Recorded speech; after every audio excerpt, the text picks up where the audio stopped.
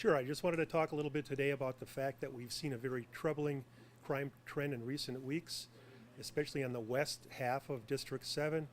In at least a dozen cases, we've had elderly women, whether they're out running errands, shoveling snow, or whatever the case may be, as they're returning home, they've been accosted by at least a single male. In a couple of occasions, there may have been a second male.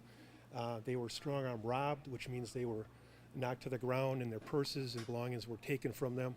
And we're hoping to get the message out to the citizens of District 7 in hopes that they will be more vigilant in their neighborhoods, pay attention to their surroundings, and watch out for each other.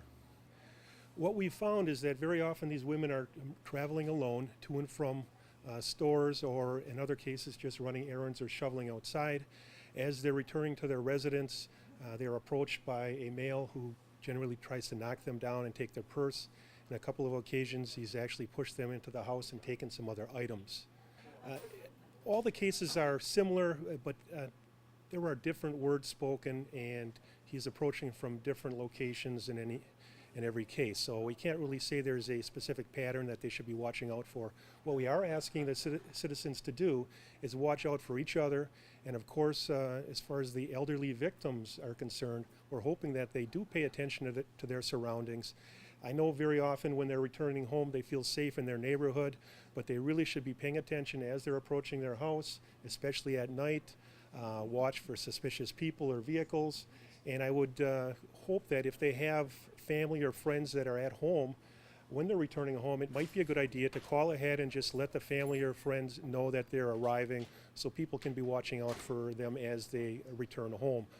Lighting is very important. If they have exterior lighting on their garages or houses, I would ask that they have those lights on at night. And the police officers of District 7 are very aware of what's going on. We have a number of officers devoted to this crime trend, along with detectives from the Criminal Investigation Bureau, and we do hope to have this person identified and apprehended in the near future. The descriptions generally are a black male in his 30s to early 40s, 5'10", stocky build, and very often the description we get is a dark jacket. And he's usually on foot? He is usually on foot when he approaches the women, although we do have evidence to indicate he has access to a vehicle.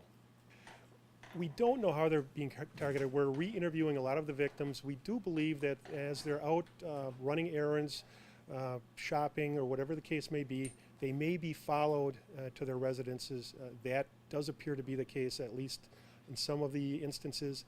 At other times, they are out shoveling snow or doing work in their yard, and somebody may be walking or traveling past in a vehicle and notice that they're out by themselves and target them for that reason. We're talking west of 60th Street, generally between Locust and Hampton Avenue.